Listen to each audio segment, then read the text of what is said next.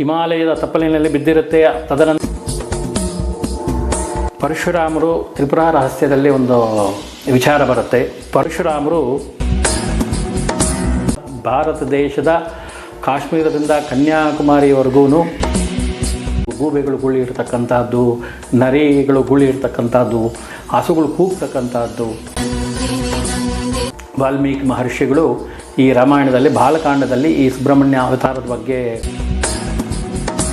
ಕೇಳೋಣ ಅಂತ ಹೇಳಿ ಎಲ್ಲರೂ ಸೇರಿ ಪರಮೇಶ್ವರನ ಹತ್ರಕ್ಕೆ ಹೋಗ್ತಾರೆ.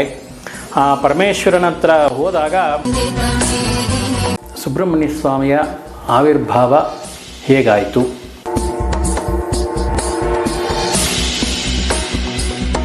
ನಮಸ್ತೆ ವೀಕ್ಷಕರೇ, ವಿಶ್ವಪ್ರಿಯ ವಾಹಿನಿಯ ಸಮಸ್ತ ವೀಕ್ಷಕರಿಗೆ ಸ್ವಾಗತ ಸುಸ್ವಾಗತ. ಇವತ್ತಿನ ದಿನ ನಾವು ಒಂದು ಅದ್ಭುತವಾದಂಥ ಒಂದು ವಿಷಯನ ನಾನು ನಿಮ್ಮ ಮುಂದೆ ತಗೊಂಡ್ಬಂದಿದ್ದೀನಿ ವೀಕ್ಷಕರೇ. ಯಾವುದಪ್ಪ ವಿಷಯ ಅಂತ ನೀವು ಯೋಚನೆ ಮಾಡ್ತಾ ಇರ್ಬೋದು. ನಮ್ಮ ದೇಶದಲ್ಲಿ ಕೋಟ್ಯಾನುಕೋಟಿ ಸುಬ್ರಹ್ಮಣ್ಯ ಸ್ವಾಮಿ ಭಕ್ತರು ಆರಾಧನೆ ಮಾಡ್ತಾ ಇದ್ದಾರೆ. ಇವತ್ತಿನ ದಿನ ಸುಬ್ರಹ್ಮಣ್ಯ ಸ್ವಾಮಿಯ ದೇವರ ಬಗ್ಗೆ, ಒಂದು ಅವರ ಜನ್ಮ ರಹಸ್ಯದ ಬಗ್ಗೆ, ಹೇಗೆ ಅವರು ಆ ಜನ್ಮ ತಗೊಂಡ್ರು, ಸೊ ಅದರ ಹಿನ್ನೆಲೆ ಏನು, ಎಲ್ಲ ವಿಷಯನ ನಮ್ಮ ಈ ಒಂದು ಕಾರ್ಯಕ್ರಮದಲ್ಲಿ, ಈ ಒಂದು ಸಂಚಿಕೆಗಳಲ್ಲಿ, ಹಲವಾರು ಸಂಚಿಕೆಯ ರೂಪದಲ್ಲಿ ಇದು ನಿಮ್ಮ ಮುಂದೆ ಬರಲಿದೆ ವೀಕ್ಷಕರೇ.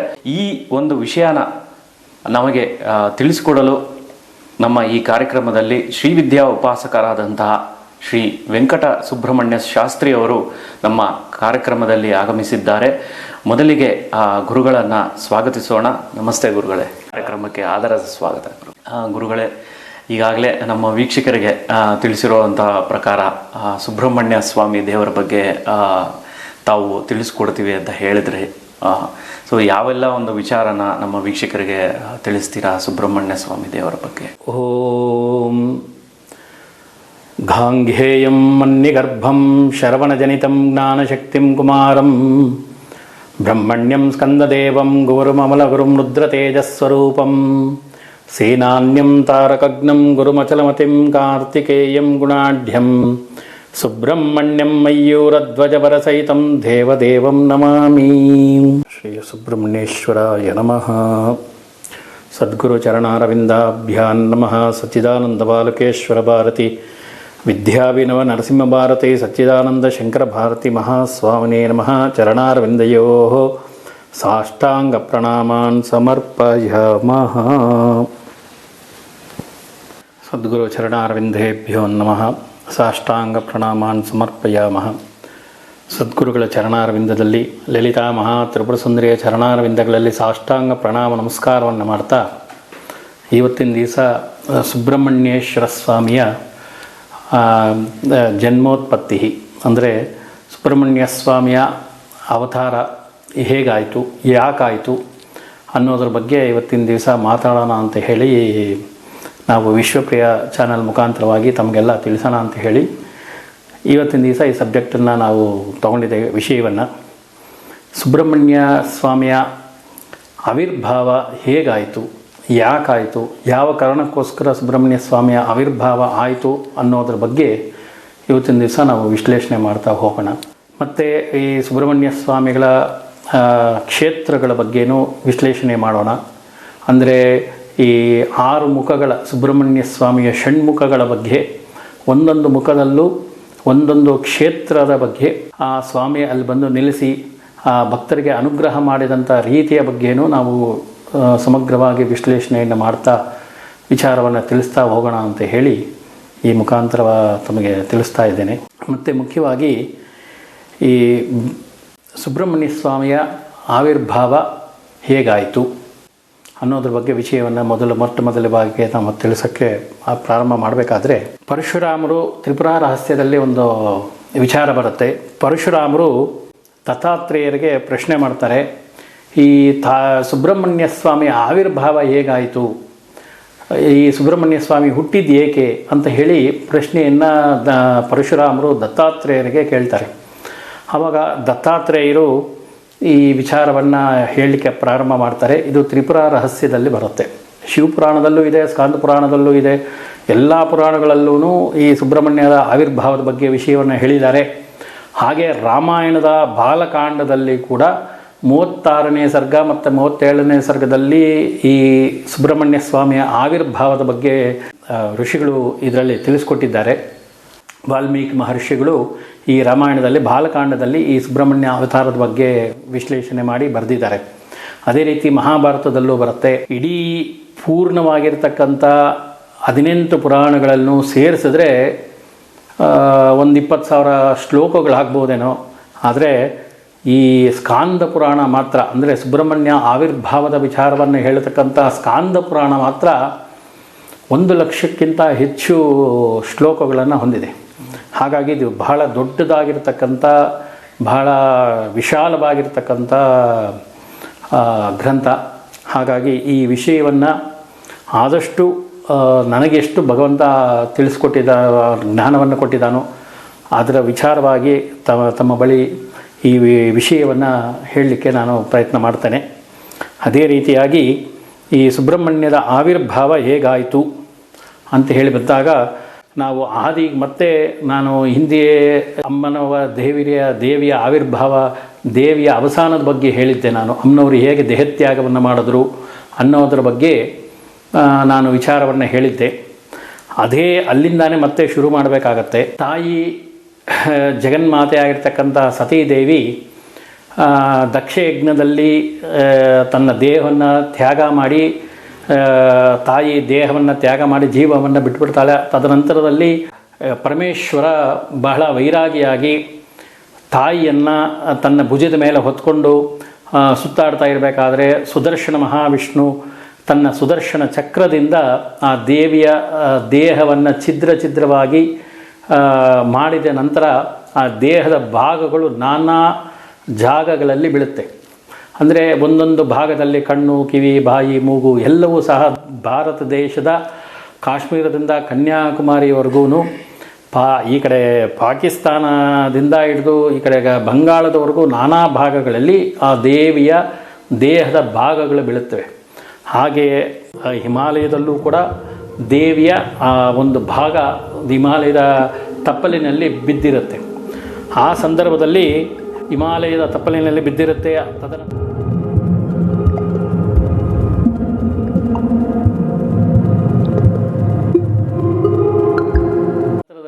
ಈಶ್ವರ ತನ್ನ ಸತಿಯ ವಿಯೋಗದಿಂದ ಬಹಳ ದುಃಖಿತನಾಗ್ತಾನೆ. ತಪಸ್ಸಿಗೆ ಅಂತ ಹೋಗಿ 1000 ವರ್ಷಗಳ ಕಾಲ ತಪಸ್ಸನ್ನು ಮಾಡ್ತಾ ಕೂತಿರ್ತಾನೆ. ಆ ಸಂದರ್ಭದಲ್ಲಿ ಈ ಕಶ್ಯಪ ಬ್ರಹ್ಮಣ ಹೆಂಡತಿಯರಿಬ್ಬರು ಇರ್ತಾರೆ, ದಿತಿ ಮತ್ತು ಅದಿತಿ ಅಂತ ಹೇಳಿ. ದಿತಿ ಮತ್ತು ಅದಿತಿ ಅಂತಂದರೆ 2 ವಿಧ. ಒಂದು ದಿತಿ ಮತ್ತು ಅದಿತಿ ಇಬ್ಬರು ಹೆಂಡತಿಯರು ಕಶ್ಯಪ ಬ್ರಹ್ಮರಿಗೆ.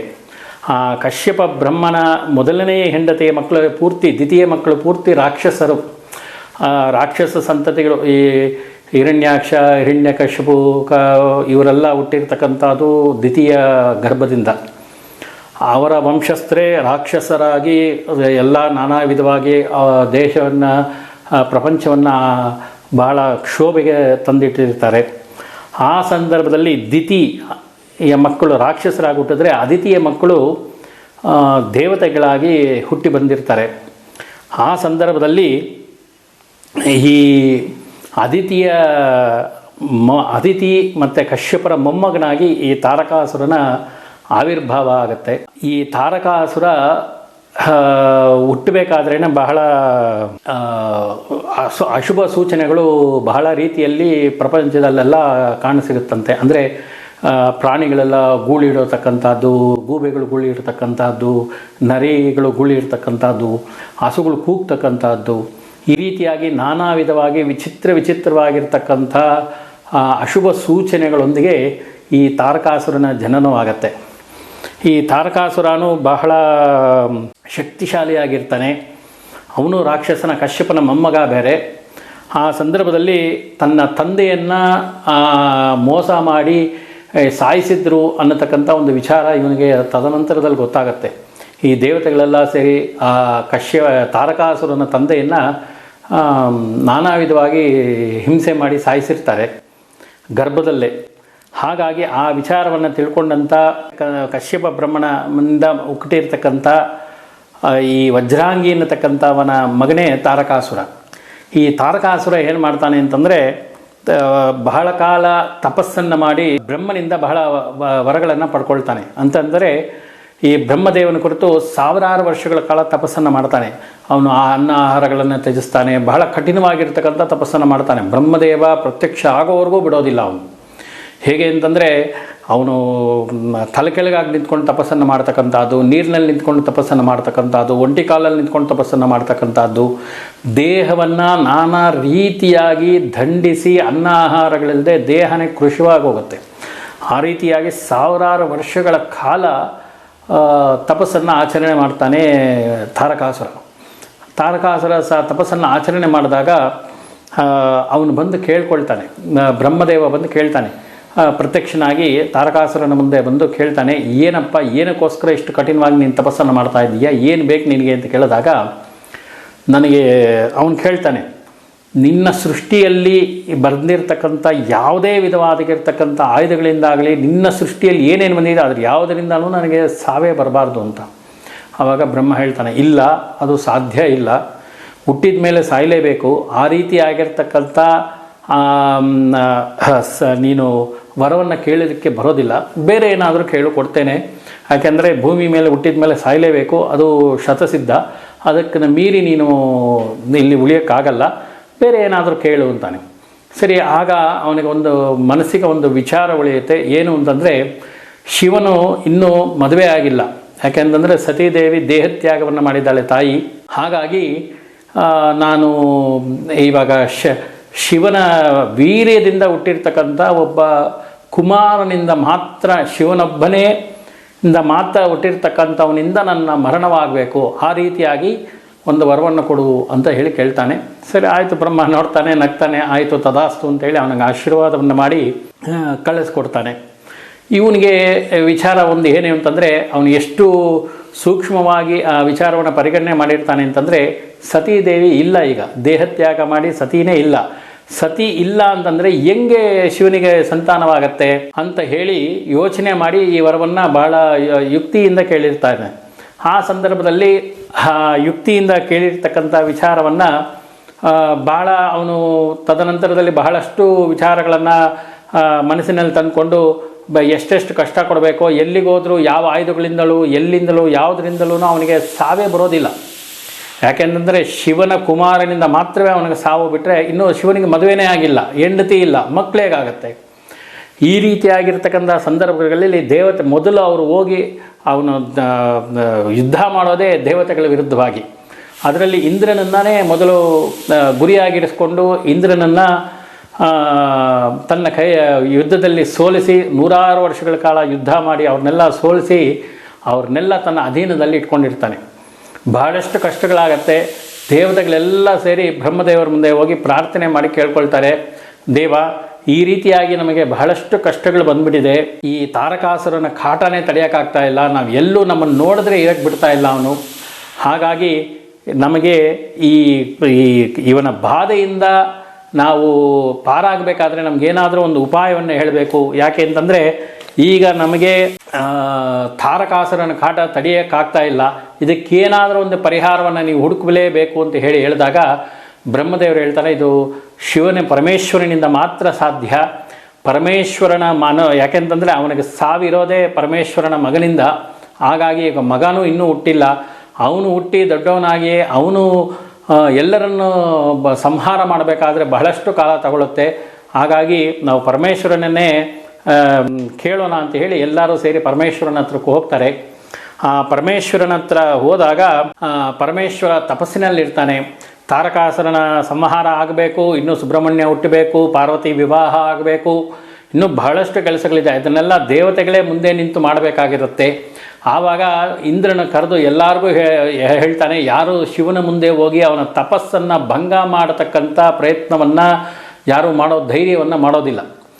ಆಗ ಏನು ಮಾಡ್ತಾರೆ, ಸರಿ ಏನು ಮಾಡೋದು ಅಂತ ಹೇಳಿ ಮನ್ಮಥನನ್ನು ಕರೆದು ಮನ್ಮಥನಿಗೆ ವಿಚಾರವನ್ನು ತಿಳಿಸಿ, ಅವನಿಗೆ ದೇವತೆಗಳು ಕೂಡ ಶಕ್ತಿಯನ್ನು ತುಂಬಿ ನೀನು ಹೋಗು ಮಾಡು ಅಂತ ಹೇಳಿ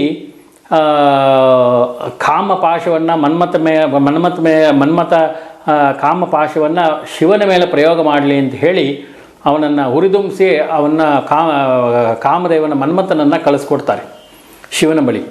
ಕಳಿಸಿದ್ರೆ ಅವನು ಎಷ್ಟೆಷ್ಟೋ ಪ್ರಯತ್ನವನ್ನು ಮಾಡ್ತಾನೆ, ಏನು ಮಾಡಿದ್ರೂ ಶಿವ ಒಂದು ಚೂರು ಕೂಡ ತಪಸ್ಸಿನಿಂದ ಅವನ ವಿಮುಖನಾಗೋದಿಲ್ಲ.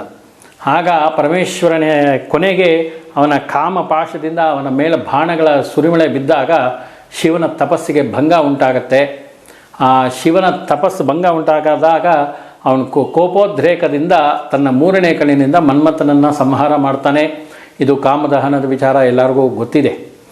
ಈ ತದನಂತರದಲ್ಲಿ ಈ ವಿಷಯವನ್ನು ತದನಂತರದಲ್ಲಿ ದೇವತೆಗಳೆಲ್ಲ ಬಂದು ಬೇಡ್ಕೊಳ್ತಾರೆ, ಭಗವಂತ ಈ ರೀತಿ ತಾರಕಾಸುರನ ಕಾಟ ಜಾಸ್ತಿ ಆಗಿದೆ, ನಾವು ನಿನ್ನನ್ನು ಕೇಳಬೇಕು ಅಂತ ಎಷ್ಟೋ ಸಲ ಬಂದ್ವಿ, ಆದರೆ ನೀನು ತಪಸ್ಸಿನಿಂದ ನೀನು ವಿಮುಖನಾಗಲೇ ಇಲ್ಲ, ನಿನ್ನನ್ನು ಎಷ್ಟು ಬೇಡ್ಕೊಂಡ್ರೂ ನೀನು ನಮ್ಮ ಬಗ್ಗೆ ನೀನು ಕರುಣೆನೇ ತೋರಿಲ್ಲ, ಹಾಗಾಗಿ ನಾವು ಕಾಮದೇವನನ್ನು ಕಳಿಸ್ಕೊಡ್ಬೇಕಾಗಿ ಬಂತು, ಹಾಗಾಗಿ ದಯವಿಟ್ಟು ಈ ಕಾಮದೇವನನ್ನು ಉಳಿಸು ಅಂತ ಹೇಳಿ ಬೇಡ್ಕೊಂಡಾಗ ಮತ್ತೆ ಅವನಿಗೆ ಜೀವದಾನವನ್ನು ಕೊಟ್ಟು ಅವನ ಹೆಂಡತಿ ರತೀದೇವಿ ಬಂದು ಕೇಳ್ಕೊಳ್ತಾಳೆ, ಬೇಡ್ಕೊಳ್ತಾಳೆ. ತದನಂತರದಲ್ಲಿ ಕಾಮದೇವನಿಗೆ ಜೀವದಾನ ನಡೆಯುತ್ತೆ. ಅದು ಬೇರೆ ರೀತಿಯಾಗಿರ್ತಕ್ಕಂಥ ಕತೆ. ತದನಂತರದಲ್ಲಿ ಪಾರ್ವತಿ ಸತೀದೇವಿ ಆದಿಶಕ್ತಿ ಹಿಮವಂತನ ಮಗಳಾಗಿ ಹಿಮವಂತನ ಮಗಳಾಗಲಿ ಜನಿಸಿರ್ತಾಳೆ. ಅವಳನ್ನು ವಿವಾಹವಾಗಬೇಕು ಅಂತೇಳಿ ದೇವತೆಗಳೆಲ್ಲ ಪರಮೇಶ್ವರನಲ್ಲಿ ಬಂದು ಕೇಳ್ಕೊಳ್ತಾರೆ. ಪರಮೇಶ್ವರನು ಅದಕ್ಕೆ ಒಪ್ಕೊಳ್ತಾನೆ. ಪಾರ್ವತಿ ವಿವಾಹನೂ ನಡೆಯುತ್ತೆ. ಹೆಂಗೆ ಅಂತಂದರೆ ಪರಮೇಶ್ವರ ಪಾರ್ವತಿಯನ್ನು ನಾನಾ ವಿಧವಾಗಿ ಒಳಪಡಿಸಿ ಪಾರ್ವತಿಯನ್ನು ಒಂದು ರೀತಿಯಲ್ಲಿ ಸುಮಾರು ವರ್ಷಗಳ ಕಾಯಿಸಿ ಪಾರ್ವತಿ ಶಿವನನ್ನೇ ಮದುವೆ ಮಾಡಬೇಕು ಅಂತ ಹೇಳಿ ನಾನಾ ವಿಧವಾಗಿರ್ತಕ್ಕಂಥ ವ್ರತಾದಿಗಳನ್ನು ಮಾಡಿ ಕೊನೆಯಲ್ಲಿ ಗಿರಿಜಾ ವಿವಾಹ ನಡೆಯುತ್ತೆ. ಗಿರಿಜಾ ವಿವಾಹ ಪೂರ್ಣವಾಗತ್ತೆ. ಗಿರಿಜಾ ವಿವಾಹ ಆದ ನಂತರ ಶಿವನು ತನ್ನ ಪಾರ್ವತಿಯೊಂದಿಗೆ ಬಹಳ ಸಂತೋಷದಿಂದ ಹಿಮಾಲಯಗಳಲ್ಲಿ ಪಾರ್ವತಿಯೊಂದಿಗೆ ಬಹಳ ಕಾಲ ಏಕಾಂತದಲ್ಲಿ ಕಳೀತಾ ಇರ್ತಾನೆ. ಇಲ್ಲಿ ಇವರು ಬಹಳ ವ್ಯಥೆಯನ್ನು ಪಡ್ತಾರೆ ದೇವತೆಗಳು. ಎಷ್ಟು ಪಾರ್ವತಿ ವಿವಾಹ ಆಯಿತು, ಇನ್ನೂ ಕುಮಾರ ಸಂಭವ ಆಗಲಿಲ್ವಲ್ಲ, ಈ ಕುಮಾರನನ್ನು ನಾವು ಯಾವಾಗ ನೋಡೋದು, ಈ ಸುಬ್ರಹ್ಮಣ್ಯ ಸ್ವಾಮಿಯನ ಜನನ ಯಾವಾಗ ಆಗುತ್ತೆ, ಈ ತಾರಕಾಸುರನ ಸಂಹಾರ ಯಾವಾಗ ಆಗುತ್ತೆ ಅಂತೇಳಿ ಕಾಯ್ಕೊಂಡಿರ್ತಾರೆ. ಈ ಶಿವ ಪಾರ್ವತಿಯೊಂದಿಗೆ ಬಹಳ ವರ್ಷಗಳ ಕಾಲ ಸಂಮೋಹನದಲ್ಲಿ ಭಗವಂತ ಇರ್ತಾನೆ. ಆ ಸಂದರ್ಭದಲ್ಲಿ ತನ್ನ ದೇಹದಲ್ಲಿ ಬಹಳವಾಗಿ ವೀರ್ಯೋತ್ಪತ್ತಿ ಆಗಿರುತ್ತೆ. ಆಗ ದೇವತೆಗಳು ಬಂದು ಪರಮೇಶ್ವರನನ್ನು ಕಾಣೋದಕ್ಕೆ ಅಂತ ಬರ್ತಾರೆ. ಬಂದು ಪರಮೇಶ್ವರನಲ್ಲಿ ಕೇಳ್ಕೊಳ್ತಾರೆ. ಪಾರ್ವತಿಯ ಜೊತೆಗೆ ಏಕಾಂತದಲ್ಲಿರ್ತಕ್ಕಂಥ ಪರಮೇಶ್ವರನನ್ನು ಹೊರಗೆ ಕರೆದು ಭಗವಂತನಲ್ಲಿ ಕೇಳ್ಕೊಳ್ತಾರೆ, ಪರಮೇಶ್ವರ ನೀನು ವೀರ್ಯವನ್ನು ಪಾರ್ವತಿ ದೇಹದಲ್ಲಿ ಬಿಡಬಾರ್ದು. ಯಾಕೆ ಅಂತಂದರೆ ತಾರಕಾಸುರನ ಸಂಹಾರ ಆಗಬೇಕಾಗಿದೆ. ಅವನು ಬ್ರಹ್ಮದೇವರಲ್ಲಿ ವರವನ್ನು ಕೇಳ್ಕೊಂಡಿದ್ದಾನೆ, ಪರಮೇಶ್ವರನೊಬ್ಬನಿಂದ ಮಾತ್ರ ಹುಟ್ಟಿರ್ತಕ್ಕಂಥವನಿಂದ ಸಾವಾಗಬೇಕು, ಅವನು ಸ್ತ್ರೀ ಸಂಪರ್ಕವಿಲ್ಲದೆ ಅವನ ಜನನವಾಗಬೇಕು ಅಂತ ಹೇಳಿ ಬ್ರಹ್ಮದೇವನಲ್ಲಿ ತಾರಕಾಸುರ ವರವನ್ನು ಕೇಳ್ಕೊಂಡಿರ್ತಾನೆ. ಹಾಗಾಗಿ ಈ ವೀರ್ಯವನ್ನು ನೀನು ಯಾವುದೇ ಕಾರಣಕ್ಕೂ ಪಾರ್ವತಿಯಲ್ಲಿ ಸೇರಿಸಬಾರ್ದು, ಲೀನವಾಗಬಾರ್ದು ಅಂತ ಹೇಳಿ ಭಗವಂತನಲ್ಲಿ ಕೇಳ್ಕೊಂಡಿರ್ತಾರೆ. ಆದರೆ ಅವರು ಬಂದು ಕೇಳ್ಕೊಳ್ಳೋಷ್ಟರೊಳಗಡೆ ಆ ವೀರ್ಯ ಸ್ಖಲನವಾಗೋಗಿರುತ್ತೆ. ಶಿವನ ದೇಹದಿಂದ ಸ್ಖಲನವಾಗಿ ಅದು ಬಂದು ಭೂಮಿ ಮೇಲೆ ಬೀಳುತ್ತೆ. ಆಗ ಬ್ರಹ್ಮದೇವ ಬಂದು ಕೇಳ್ಕೊಳ್ತಾನೆ, ದೇವತೆಗಳೆಲ್ಲ ಬಂದು ಕೇಳ್ಕೊಳ್ತಾರೆ, ಈ ಗರ್ಭವನ್ನು ಧರಿಸೋರು ಯಾರು, ಇವಾಗ ಅದು ಎಲ್ಲಿ ಬೀಳಬೇಕು ಅಂತ ಹೇಳಿ ಕೇಳಿದಾಗ ಭೂಮಿ ಮೇಲೆ ಬಿಡಿ ಅಂತ ಹೇಳಿ ಬ್ರಹ್ಮದೇವ ಹೇಳ್ತಾನೆ. ಭೂಮಿಯ ಮೇಲೆ ಆ ಗರ್ಭವನ್ನೇನೋ ತಗೊಂಬಂದು ಬಿಟ್ಟರು. ಆದರೆ ಭೂಮಿ ತಾಯಿ ಆ ಗರ್ಭವನ್ನು ಶಿವನ ತೇಜಸ್ಸನ್ನು ಇಟ್ಕೊಳ್ಳಿ